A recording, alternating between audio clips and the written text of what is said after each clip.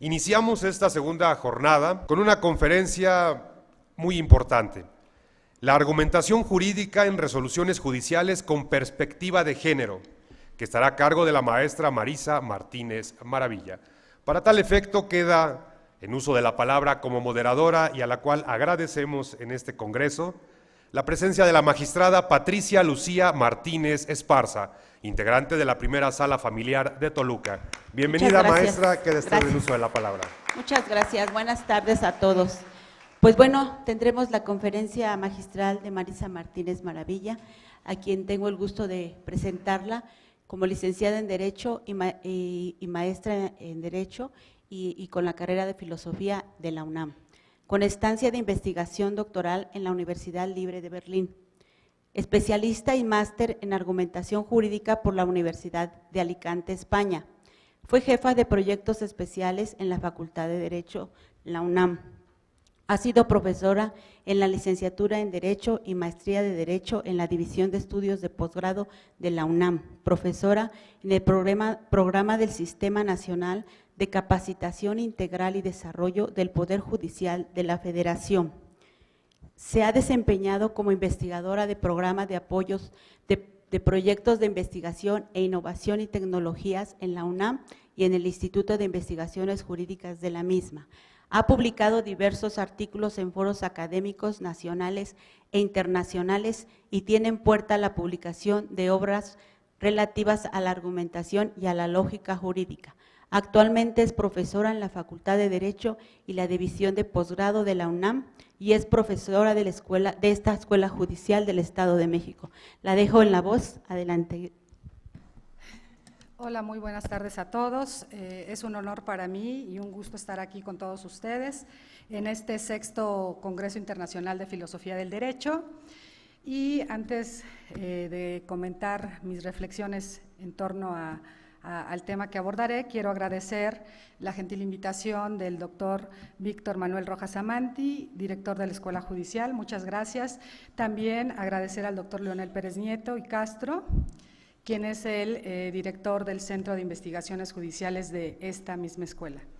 Para mí es un honor compartir con ustedes estas reflexiones en torno a un tema que desarrollaré y el cual lleva como título la argumentación jurídica en las resoluciones judiciales con perspectiva de género.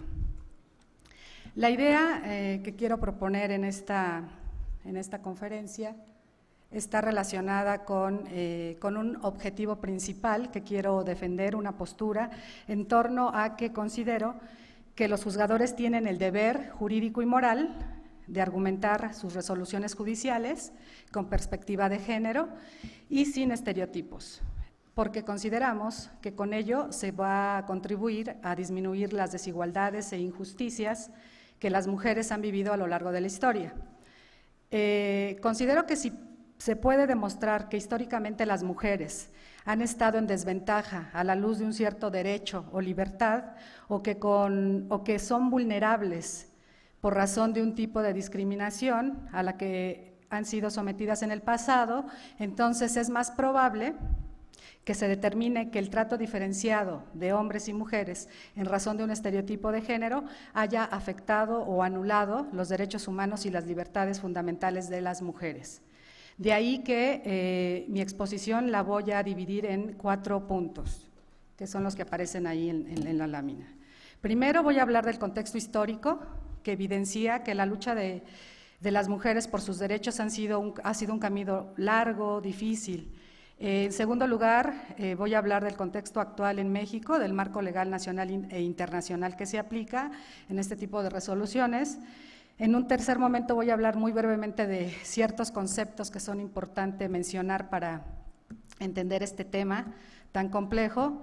Y finalmente voy a ir compartiendo una serie de recomendaciones,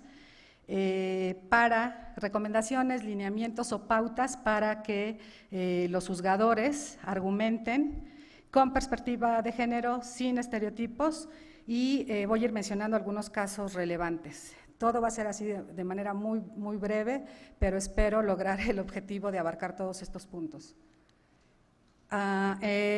En relación al primer punto, en cuanto al contexto histórico por el cual ha pasado la mujer, es importante que mencionemos y que recordemos que a lo largo de la historia, tanto, por ejemplo, en el siglo XVII y en el siglo XVIII, este contexto histórico se caracteriza por un desconocimiento total de los derechos de las mujeres.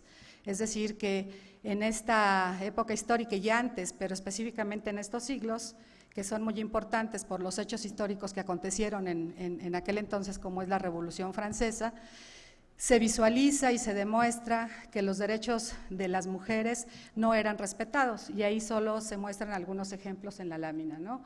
En donde se expresa y se demuestra que las mujeres no teníamos ninguna clase de derecho, no éramos consideradas como sujetos de derecho, y de ahí la necesidad de iniciar movimientos, de iniciar luchas, de iniciar movimientos feministas. Entonces, bueno, ese es de manera muy breve ese contexto histórico. Ahora, a partir de este contexto histórico y de ciertos hechos sociales, podemos comprender que es necesario o fue necesario que surgiera un movimiento político denominado feminismo. Y de ahí ¿qué es lo que va a aportar el feminismo para la lucha de los derechos de las mujeres?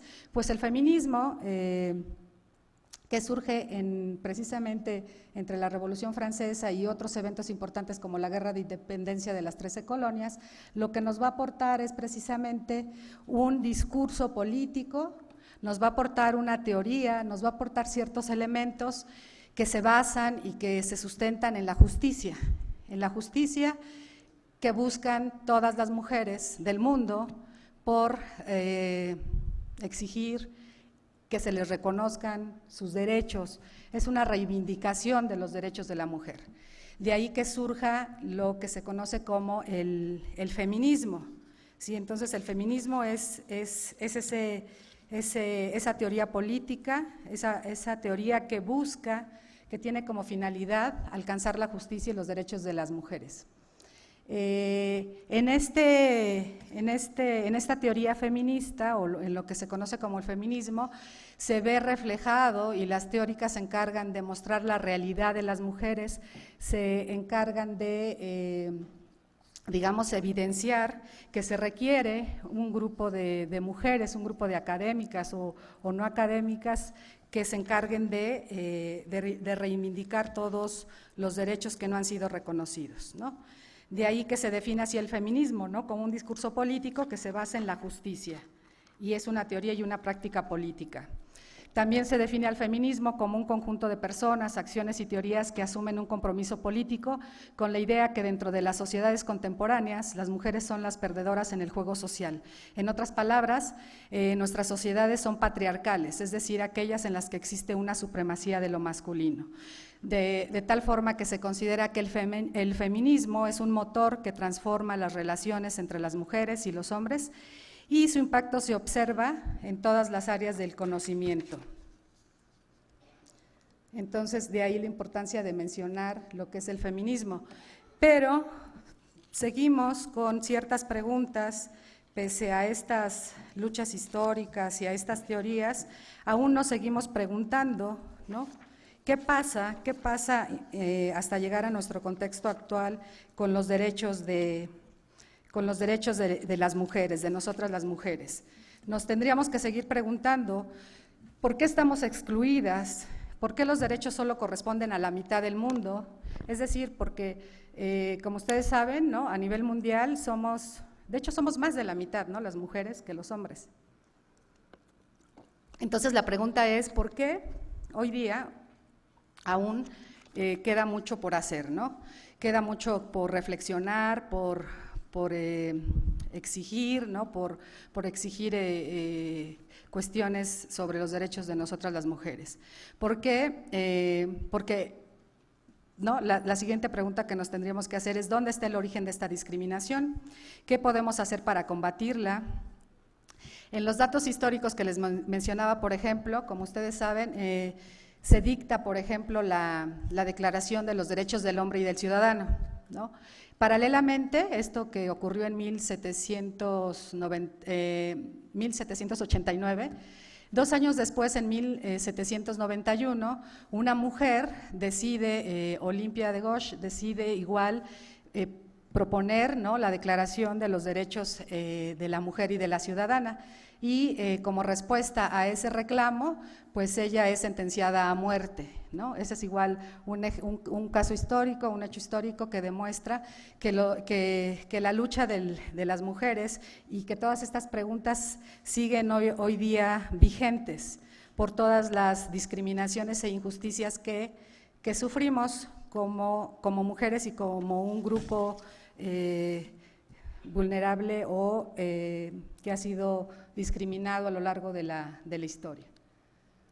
Ahora, todas estas luchas a lo largo de la historia las podemos, o sea, las feministas se han encargado de estudiarlas o se han encargado, bueno, más de estudiarlas en un inicio, por ejemplo, el feminismo liberal clásico se encargó de luchar por ciertos derechos básicos, porque como veíamos, ¿no?, a lo largo de la historia, pues no contábamos con los derechos mínimos, como por ejemplo el derecho al voto, estaban las mujeres contra la potestad marital, ¿no? O sea, se luchaba contra la potestad marital, ¿no? Porque como ustedes saben, también estábamos sometidas a la potestad del esposo, del cónyuge. También, ¿no?, otros ejemplos de estas luchas del feminismo liberal clásico es luchar contra las restricciones de acceso a la educación y así otros, ¿no? Entonces, todos estos son ejemplos claros de la necesidad de esta lucha, ¿no? Aquí estoy hablando en el siglo XVII, ¿no?, de todos estos derechos que se buscaban. Derechos laborales, la despenalización del aborto, ¿no?, la participación política, etcétera. Entonces, son una serie de derechos importantes que se exigían, ¿no?, a partir del siglo XVII y que se fueron reconociendo a lo largo de la historia, pero que todavía bueno, se requirieron de más derechos, ¿no?, o de otras exigencias. Si seguimos a lo largo de la historia y pensamos en lo que se conoce como el feminismo liberal, social y socialista, pues ahí existen otro tipo de reivindicaciones. En este caso, lo que se busca o lo que se lucha por parte de las mujeres es la no discriminación en el empleo, ¿no?, la no discriminación en el caso de mujeres embarazadas, ¿no?, y así una serie de reivindicaciones, ¿no?, o de búsqueda de derechos.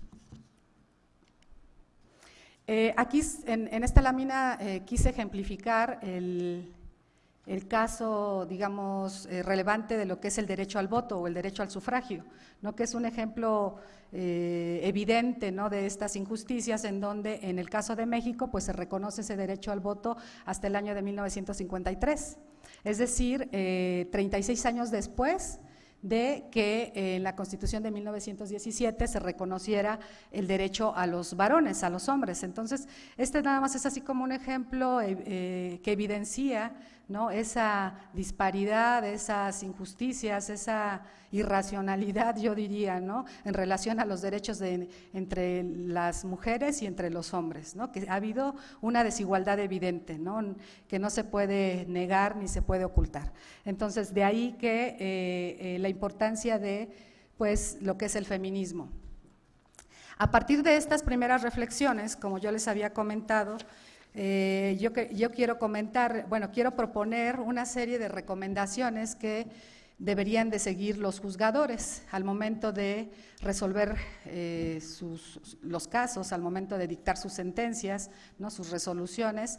Y esas recomendaciones, bueno, yo las voy a ir numerando, ¿no? La primera recomendación que propongo a partir de lo que les he comentado sobre este contexto histórico es precisamente que los juzgadores deben de conocer el contexto histórico de injusticias y desigualdades en que han vivido las mujeres.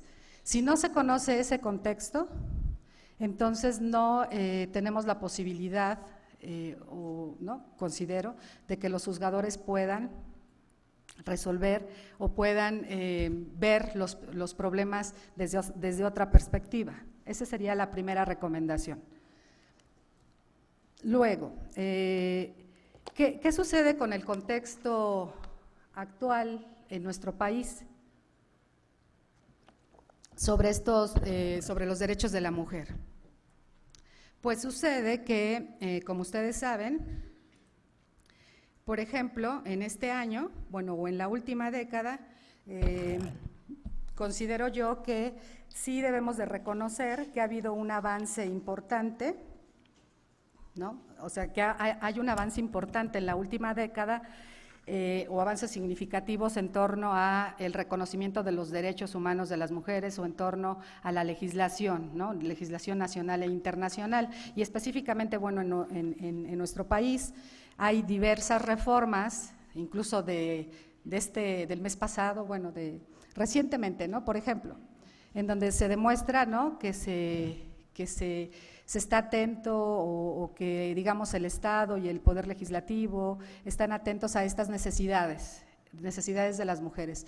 En este caso, por ejemplo, se acaba de reformar el artículo 170, en donde se va a extender el tiempo de incapacidad, ¿no?, en caso de las mujeres embarazadas, ¿no?, de 6 semanas a 7 semanas antes y después. Ese sería un ejemplo del estado actual, ¿no?, en cuanto a la legislación que nos protege a nosotras las mujeres. También en el ámbito político y judicial, pues hubo recientemente una reforma en el mes de junio de este año, en donde se reconoce la paridad entre géneros, ¿no?, en el ámbito político y judicial. Y también en materia civil, por ejemplo, en el 2010, ¿no?, hay este cambio significativo en el Código Civil de la Ciudad de México, en donde se menciona este derecho, ¿no?, de que los progenitores, hombres o mujeres, puedan decidir el orden de los apellidos, ¿no? Antes, ¿no?, la regla general era primero el apellido paterno y luego el materno, ¿no?, que esto igual demuestra, pues, el dominio o el sistema patriarcal en el cual hemos estado inmersos. Luego también podemos mencionar que en el marco legal, ¿no?, nacional e internacional, hay una serie de leyes específicas que fueron creadas para proteger los derechos de las mujeres. Por ejemplo, bueno, desde la Constitución, ¿no?, desde luego, ¿no?, si pensamos en el artículo 1 y en el artículo 4, pues desde ahí, ¿no?, ya estamos pensando en este principio de no discriminación y en un principio de igualdad.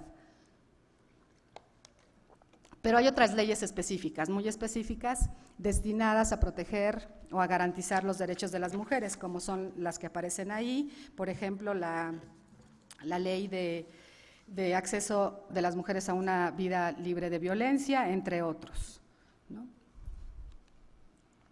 También en el marco legal internacional, pues hay instrumentos internacionales, convenciones, tratados que protegen los derechos de las mujeres. Uno de los más representativos es la Convención sobre la eliminación de todas las formas de discriminación contra la mujer, conocida como CEDAW, que es el instrumento internacional más amplio y progresista en materia de los derechos de las mujeres. Entonces, esta convención, por ejemplo, tiene el objetivo de eliminar la discriminación contra las mujeres y asegurar la igualdad entre mujeres y hombres. Entonces, este es un instrumento internacional muy importante. Y hay otros instrumentos internacionales importantes, ¿no?, que se mencionan ahí, ¿no?, diversos convenios, ¿no?, derivados de la OIT o de la OEA, por ejemplo, la Convención Americana sobre los Derechos Humanos o la Convención Interamericana para prevenir, sancionar y erradicar la violencia contra la mujer. Entonces, digamos que en cuanto al marco legal, en cuanto a esa parte, ¿no?, de las leyes, de los tratados, convenciones que protegen los derechos de las mujeres, no nos, digamos, estamos cubiertos en esa parte, pero el problema es si pensamos en que una cosa es lo que está, ¿no? En el papel, o sea, esa parte formal, ¿no? Se habla de una justicia formal, ¿no? O de una igualdad formal, porque está ahí en la ley, pero ¿hasta qué punto se alcanza esta igualdad en lo fáctico, en la realidad? ¿Sí? Entonces no es suficiente con contar, ¿no? Con documentos, con leyes, sino que se requiere que en la práctica, ¿no? Al momento de resolver, no se cometan injusticias y no se cometan una discriminación indirecta, ¿no? Porque por una parte tenemos las leyes, como les digo, que están ahí y que puede suceder que sean justas, igualitarias, pero al momento de implementarlas es cuando estamos en problemas, ¿no? De tal vez cometer injusticias o no resolver con una perspectiva de género.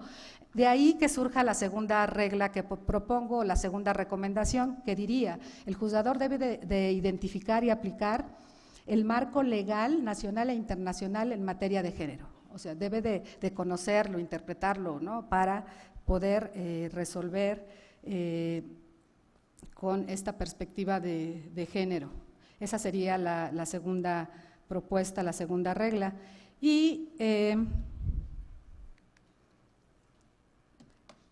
sería bueno que reflexionáramos sobre algunos conceptos en forma muy breve, ¿no? Por el tiempo, en forma muy breve, sería bueno que repasáramos o recordáramos qué es perspectiva de género, qué es el género y qué son los estereotipos de género. Entonces, bueno, yo aquí les comparto así como que las ideas centrales sobre lo que debemos de entender por perspectiva de género.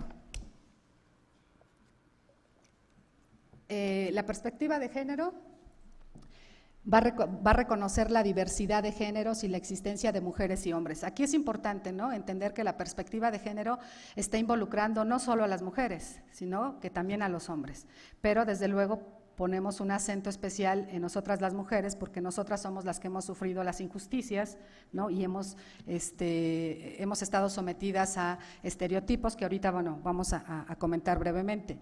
Entonces, abarca, ¿no? Pensar en los géneros, hombres y mujeres. La perspectiva de género nos va a permitir o nos va a dar los elementos necesarios para analizar y comprender las características que definen a las mujeres y a los hombres de manera específica, así como sus semejanzas y diferencias. Es decir, que tenemos que ser capaces de ver cuáles son los intereses de cada uno, ¿no? De los intereses de las mujeres, los intereses de los hombres, en qué hay coincidencias y en qué hay diferencias, para de esa forma pues hacer el análisis de los casos en forma sí, pensando en un principio de igualdad, pero también pensando en la diferencia, ¿no?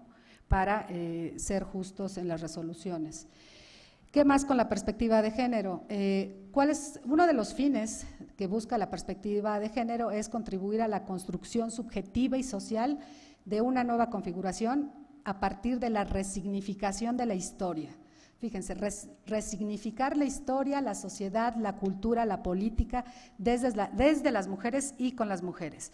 El concepto o la idea de perspectiva de género es muy compleja, muy amplia, que como lo dice la siguiente idea, o esta primera idea, ¿no? Tiene que ver con cuestiones culturales, sociales, políticas, yo agregaría filosóficas, ¿no?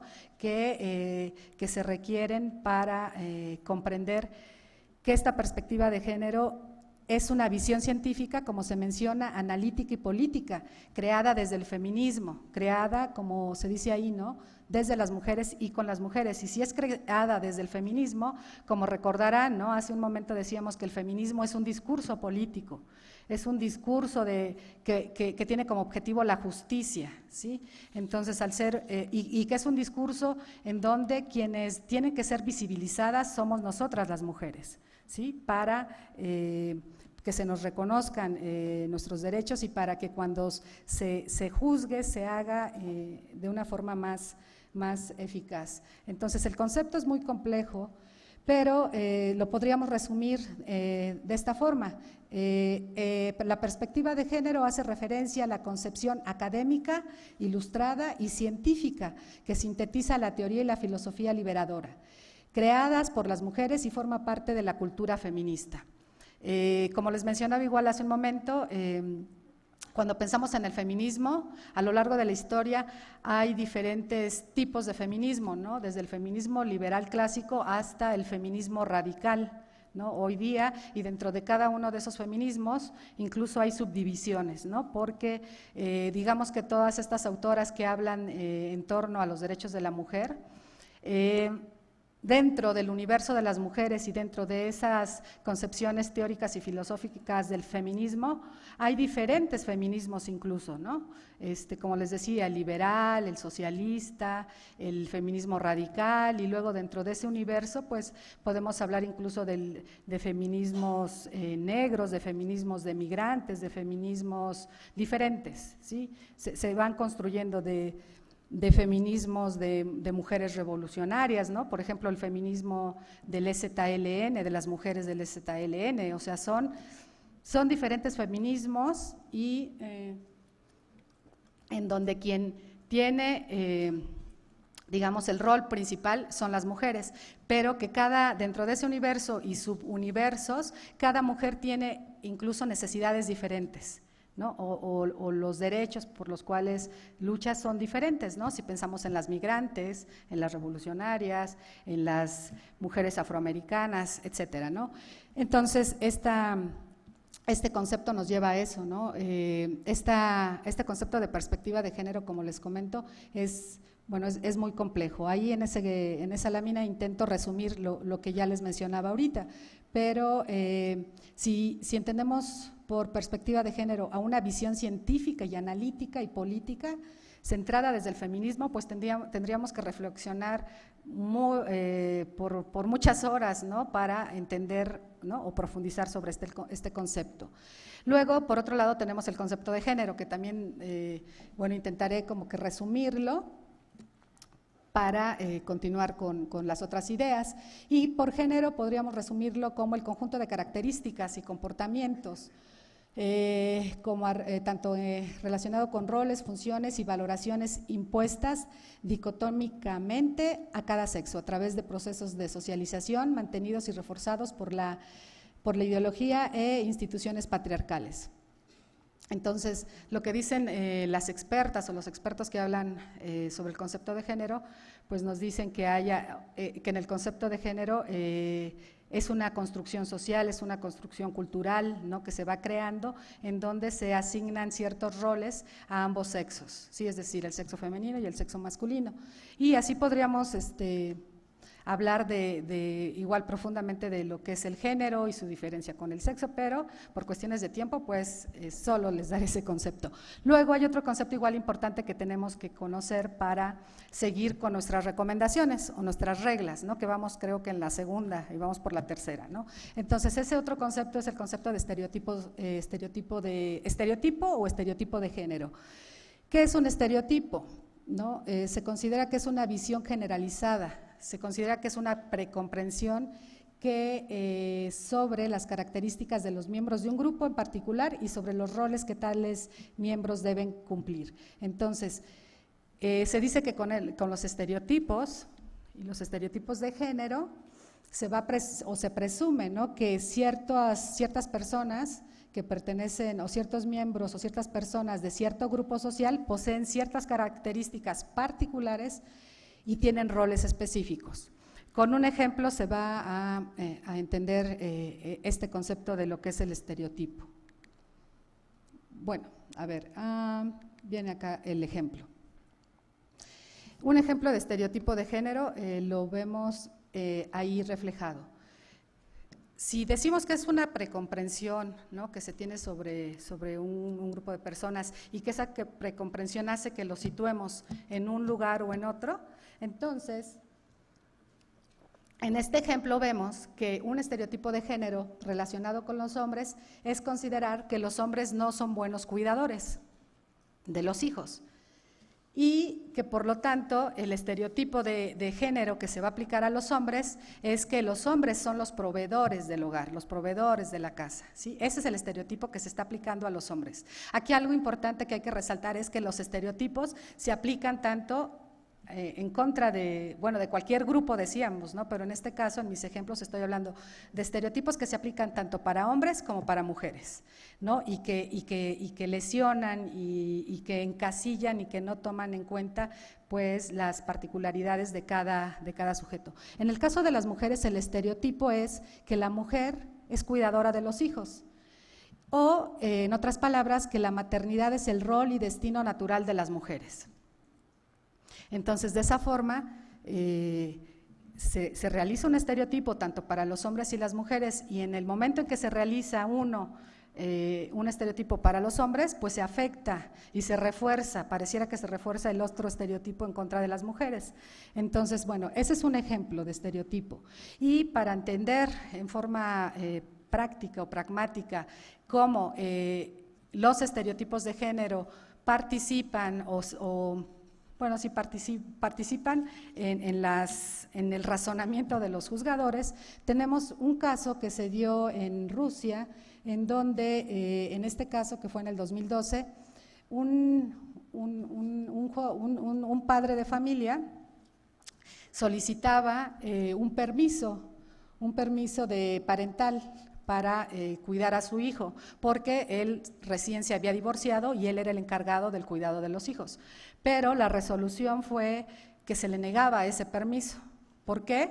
Porque aplicando un estereotipo se consideró que él no tenía el rol de cuidador de los hijos, que quien tenía ese rol pues es la madre, y de ahí que se le negara, pero este caso llegó al Tribunal Europeo y se consideró y se argumentó, ¿no? Que esto no se podía permitir porque se estaba juzgando con un estereotipo y se estaba otorgando un rol especial, ¿no? a las mujeres, y también se estaba estereotipando en este caso al padre, ¿no? Que estaba pidiendo ese permiso. Entonces, el argumento principal de esta sentencia es que los prejuicios de género o los estereotipos no pueden por sí mismos considerarse como suficiente justificación para una diferenciación en el trato, ¿sí? Entonces, ahí es un ejemplo claro donde se aplicó un estereotipo de género, tanto en contra del hombre, bueno, en este caso incluso en contra del hombre, pero también reforzó el estereotipo en contra de la mujer, ¿no? Al considerarla como la encargada del cuidado de los hijos. Entonces, los estereotipos se aplican tanto para mujeres o para hombres. De ahí mi tercera recomendación o mi tercera regla que propongo. A los juzgadores u operadores jurídicos les debe quedar claro qué son los estereotipos. Deben de ser capaces de identificar los estereotipos de género, con la finalidad de no discriminar en sus resoluciones. Es decir, no hacer distinciones, exclusiones y restricciones basadas en estereotipos de género, ¿sí? Esa sería la tercera recomendación. Después, otra recomendación más derivada de estos conceptos y de estas reflexiones sería que los juzgadores u operadores jurídicos deben identificar y comprender los conceptos de género y perspectiva de género, ¿sí? Para poder resolver sus resoluciones en forma justa. Esa sería la R4.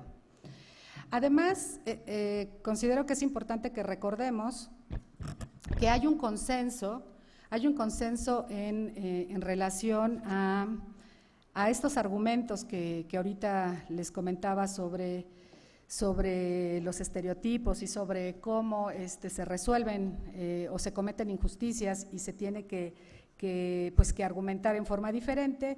Y el consenso o el análisis que podemos encontrar tanto en jurisprudencia nacional, regional e internacional nos muestra o demuestra que los tribunales y órganos de los tratados de derechos humanos denominan cada vez con mayor frecuencia los estereotipos de género en sus votos mayoritarios, concurrentes o disidentes, es decir, que en las decisiones que tratan sobre la asignación de estereotipos de género de manera general. O sea, sí ya hay muchos criterios, muchas resoluciones que demuestran que los juzgadores, ¿no?, están preocupados por este tema y están argumentando en relación a eso.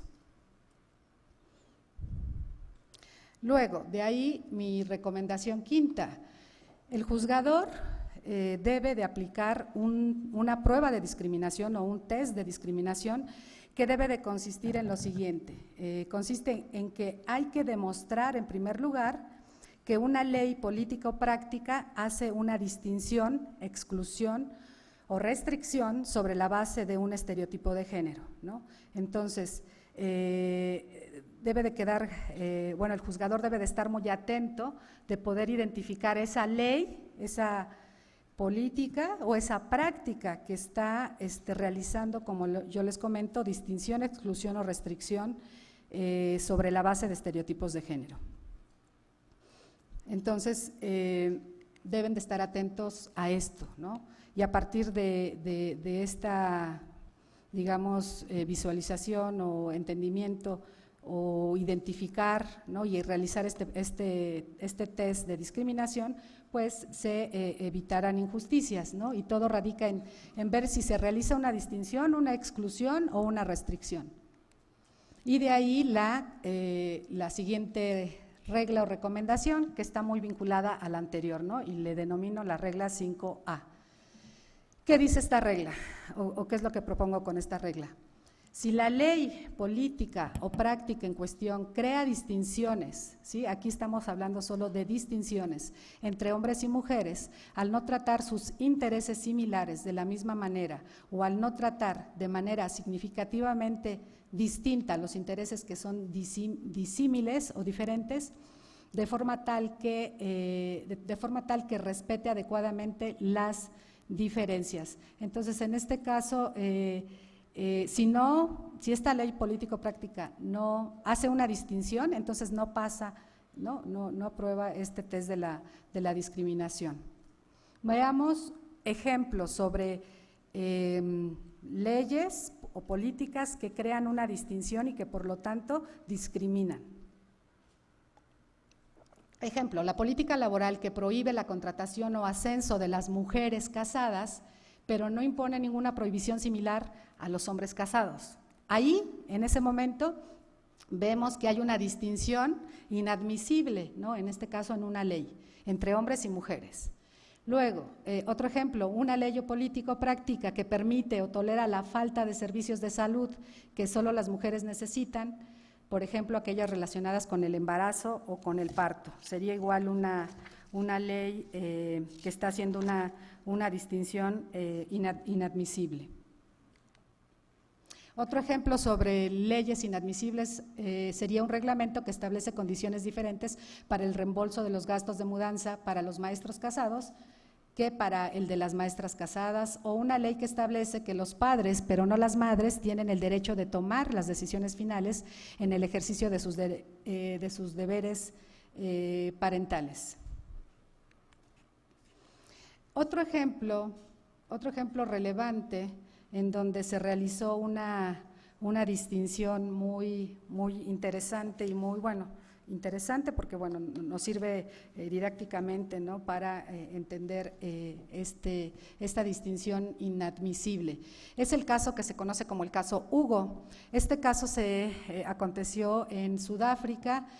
¿Y en qué consistió el caso? Consistió en que en ese entonces Nelson Mandela, el presidente de la República de Sudáfrica, emitió una ley de indulto. Esta ley de indulto estaba destinada a indultar, a perdonar solo a las mujeres que hubieran cometido un delito que no fuera grave y que además estas mujeres tuvieran un hijo o hija de menores de 12 años o hasta 12 años. Entonces, con esta ley se hace una distinción porque resulta que Hugo, ¿no?, presenta una acción de inconstitucionalidad en donde considera que esta ley de indulto lo está discriminando y se le está aplicando un estereotipo tanto a él, ¿no?, a él como a ella, ¿no?, porque Hugo lo que argumenta es que, Hugo obviamente también era prisionero, también tenía un hijo menor de 12 años, y él lo que argumentaba es que él era el único encargado del cuidado de ese hijo. Entonces pedía que también se le aplicara esta ley de indulto. Y lo que sucede es que ahí se argumenta tanto a favor o en contra, porque si se dan cuenta, aquí se está aplicando un estereotipo en contra de Hugo, ¿no? En contra de los hombres, porque se considera, ese estereotipo tiene que ver con el primero que comentábamos, ¿no? Se considera que los padres no son los cuidadores de los hijos, que quienes son cuidadores de los hijos son las madres, y que por lo tanto lo que argumentan, o sea, son una serie de diversos argumentos, tanto a favor o en contra, consideran que el presidente Mandela lo que hizo con esta ley de indulto fue reforzar ciertos estereotipos, porque nuevamente no se encasilla o se considera que las madres son las cuidadoras y no los padres, ¿no? Y además, bueno, toda una serie de argumentos que conlleva el pensar que si las madres son las cuidadoras, y sobre todo en ese contexto social, en la sociedad, en este caso de la República de Sudáfrica, se sabe, o lo que se argumentaba a favor es que realmente son las madres las que siempre se encargan del cuidado de los hijos. Pero este caso resulta muy interesante porque es un caso en donde se hace una distinción, aunque aquí, curiosamente, esa distinción está beneficiando, o incluso considero yo que es, podríamos incluso pensarla como una acción afirmativa, ¿no? En donde aquí no se está, afectando los derechos de las mujeres. ¿Por qué? Porque se les está, beneficiando, ¿no? Entonces, y se daban una serie de argumentos, como por ejemplo, que las mujeres liberadas habían sido muy pocas, ¿no? Como 400 y algo, y también se decía que pues administrativamente era difícil poder aplicar esta ley del indulto a los hombres porque se tendría que ir analizando caso a caso, ¿no? Pero este es un ejemplo muy, creo yo, ilustrativo en este caso de una ley que hizo una distinción inadmisible. Y de ahí, la siguiente recomendación, que sería la recomendación 5B, si la ley político-práctica pretende excluir a las mujeres al no reconocer ciertos derechos humanos o libertades fundamentales, o al impedir que las mujeres los ejerzan o disfruten de ellos. Entonces el juzgador debe de estar atento, ¿no? Si esta ley excluye. La anterior hacía una distinción, la siguiente regla propone que se esté atento si está excluyendo. Y por ejemplo, una ley excluye si prohíbe a las mujeres entrar a una determinada ocupación o profesión, o si prohíbe a las mujeres servir como jurados, ¿no? Es un ejemplo de exclusión. También una ley o político-práctica que excluye a las mujeres del servicio militar o que les prohíbe realizar ciertas funciones en el servicio militar, no, que esto sucedió en Israel, o las que le niega el acceso a las instituciones educativas que ofrecen la formación necesaria para unirse al ejército. Y ahí se dan una serie de argumentos, por ejemplo, que las mujeres, si estamos en periodo de guerra, ¿no? Porque estamos hablando aquí del ejército, pues que no son capaces de contribuir a la planeación, o que como son mujeres pueden embarazarse y entonces no van a tener tiempo, y entonces que su servicio, ¿no? en el ejército es diferente que el de los hombres. Entonces, nuevamente, ¿no? Estereotipos y discriminaciones. Y aquí viene otro caso igual muy importante que se conoce como el caso Morales Sierra, y que este caso se dio en Guatemala, en donde se impugna, ahí está mal escrito, se impugnan diferentes artículos del Código Civil de 1963, en donde en estos artículos se le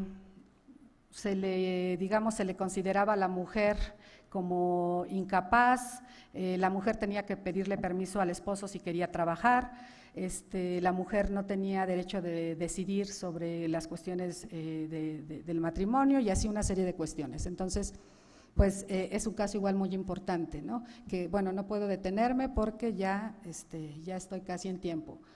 La otra recomendación tiene que ver con el siguiente punto, que sería si la ley político-práctica restringe, ¿sí? Entonces teníamos que hace una distinción, que excluye o que restringe, ¿no? Y como ejemplos de una ley que restringe, pues serían los siguientes. Si una ley establece que una madre solo puede desempeñarse como curadora de un menor después de la muerte del padre, entonces esa ley está haciendo una restricción, o una ley o político-práctica que restrinja el acceso a las mujeres a los servicios de salud, que fue el caso de Paulina, en donde es una joven de 14 años que fue violada y que en Baja California y que intentó hacer la interrupción de su embarazo, pero que no le fue posible porque se le negó el acceso a los servicios de salud. ¿Sí? Entonces, bueno, ahí igual tendríamos que dar más detalles, pero es un ejemplo igual relevante, ¿no? En donde en este caso esta ley restringe, ¿no?, en forma indebida los derechos de la mujer, y hay otros casos, ¿no?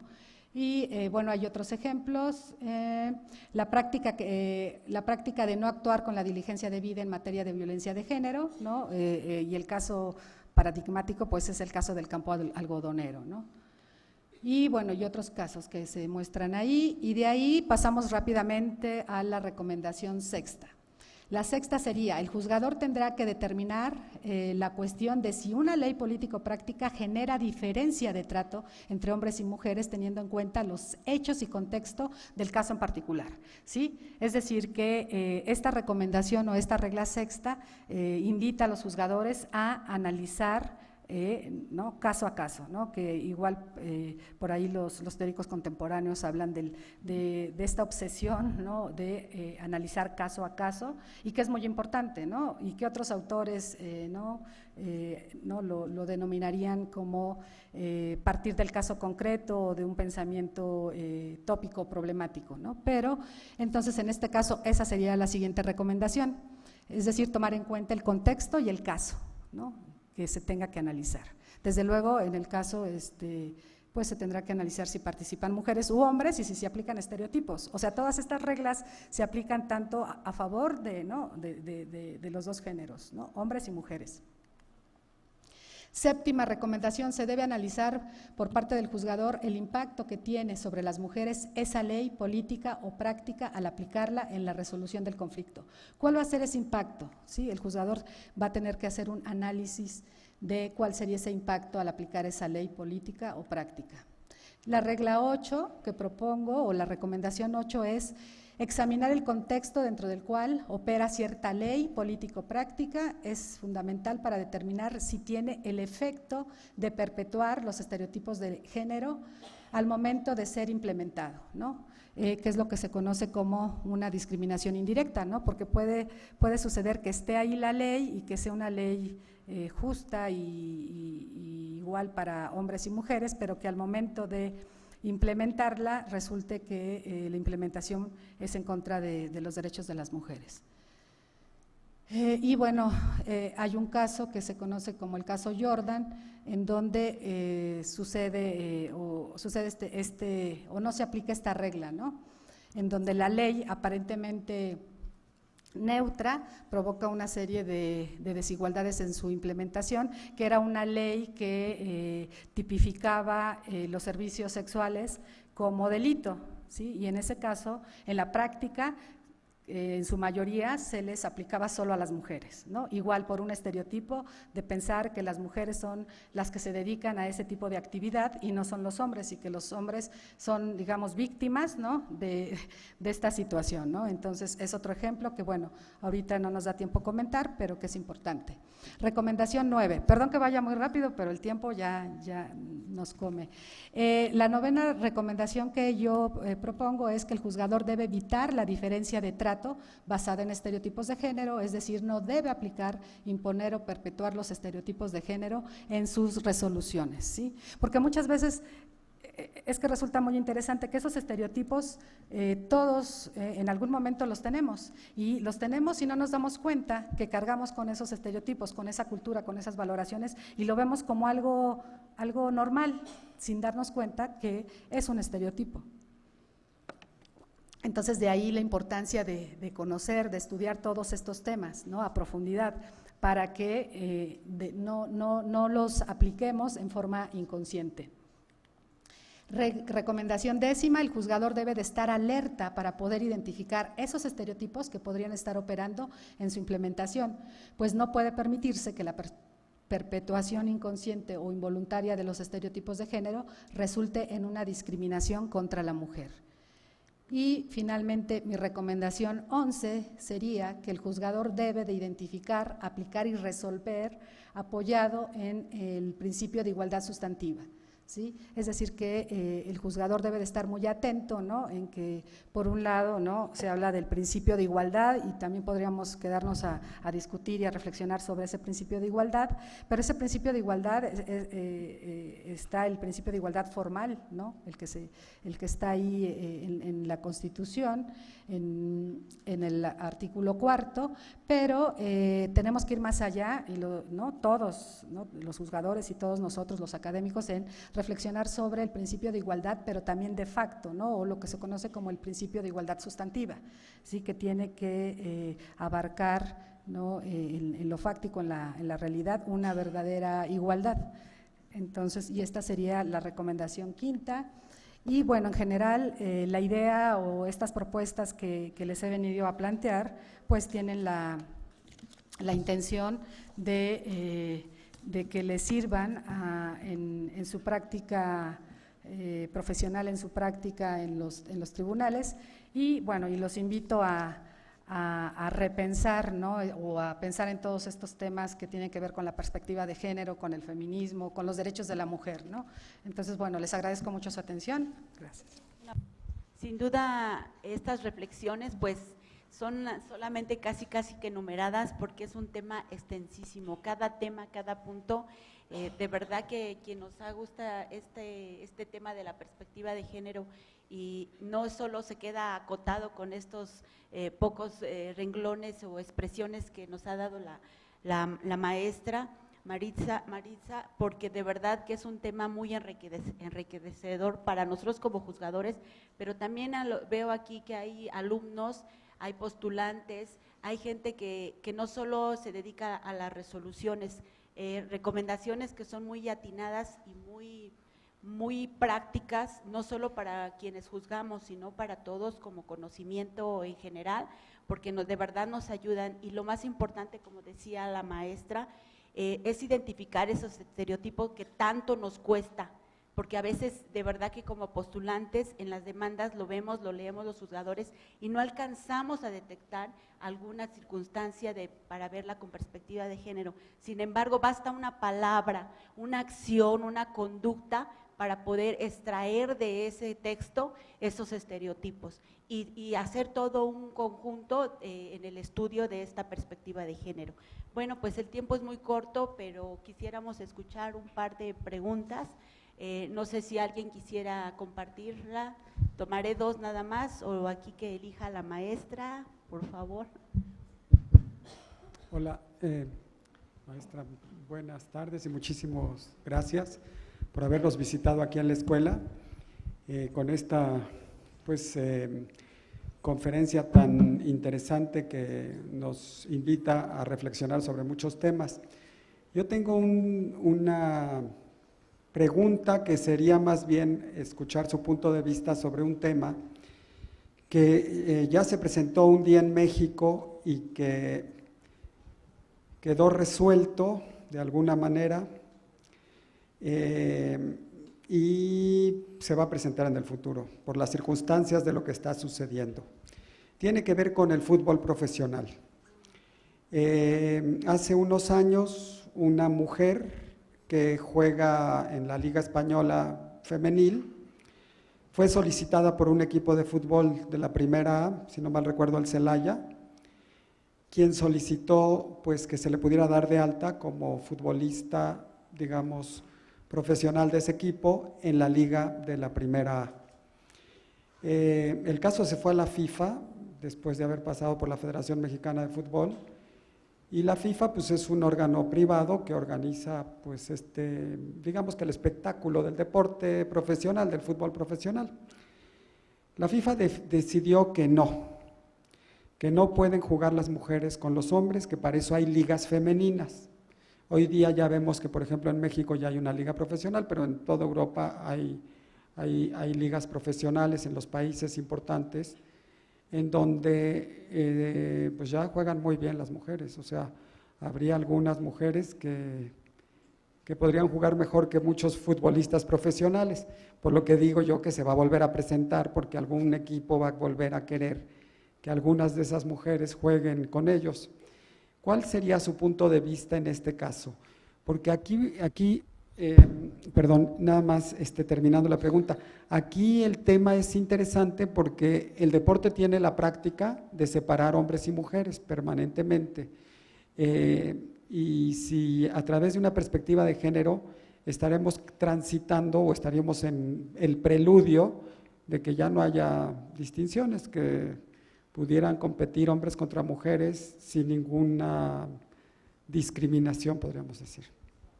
Sí, muchas gracias, doctor, por su pregunta, que me parece súper interesante.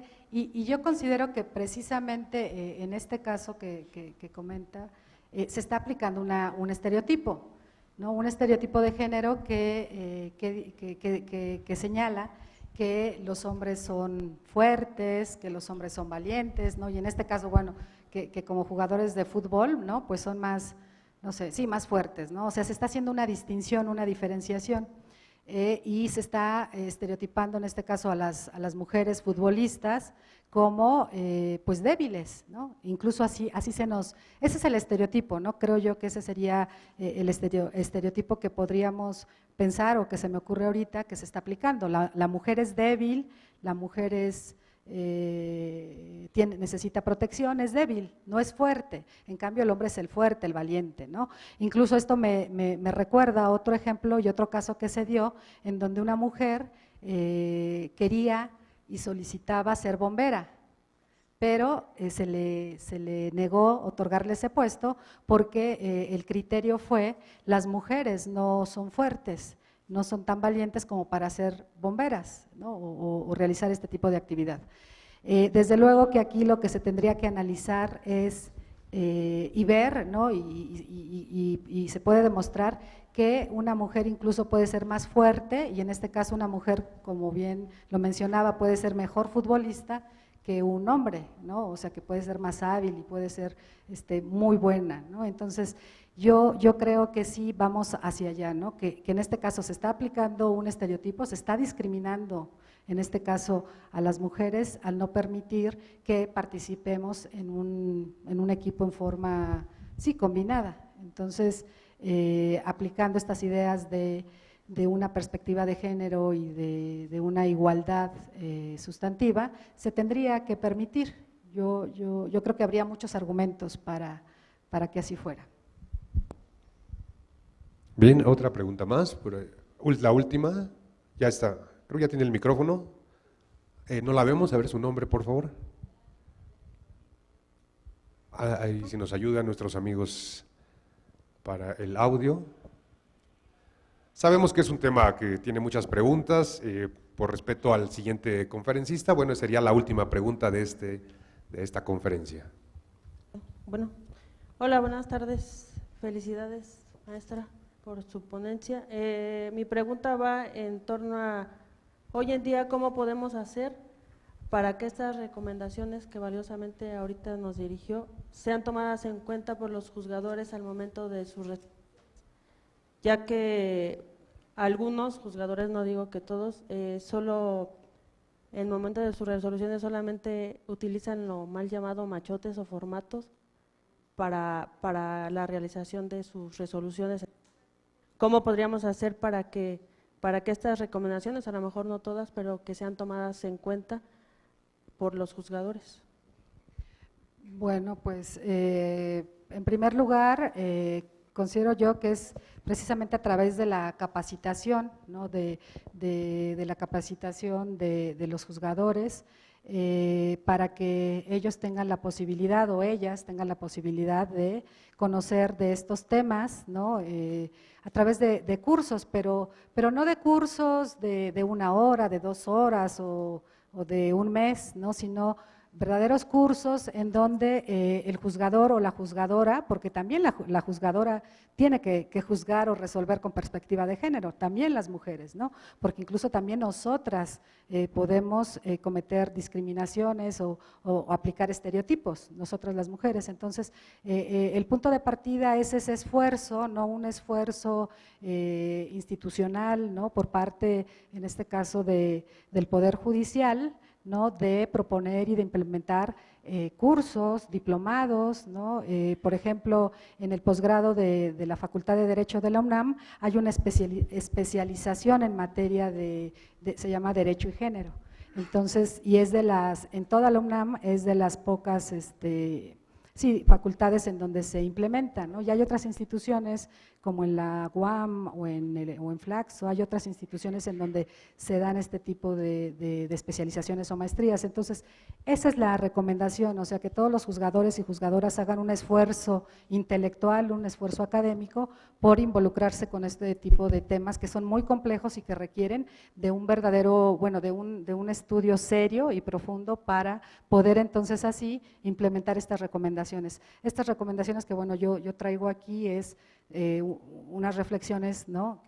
A partir del estudio, ¿no? Que he realizado sobre estos temas y pues eso sería lo que yo propongo. Por ejemplo, ustedes saben que en la Suprema Corte existe un protocolo, ¿no? Un protocolo con perspectiva de género, en donde igual ahí vienen una serie de pautas, ¿no? Que se tendrían que seguir. Pero para concluir y para resumir, yo creo que sí tenemos que hacer un esfuerzo, tanto las instituciones y la academia, para poder hacer una difusión y un estudio de estos temas. Sí, gracias.